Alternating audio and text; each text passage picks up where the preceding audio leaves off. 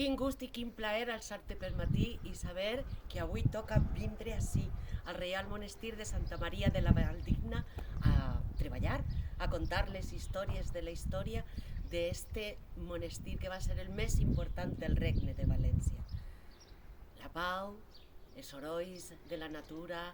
dels pardalets que s'escolten, invita a disfrutar plenament d'este patrimoni, com la font que tinc ací darrere, la font dels Tritons o la font viatgera, perquè en la desamortització de Mendizábal esta font la va comprar l'Ajuntament de València i la va traslladar als jardins de Viveros. I allí va estar fins al 2005, que la Generalitat va decidir que tenia que tornar a sa casa, ací, al monestir. Doncs ací vos esperem per a contar-vos les històries de la història d'este monestir.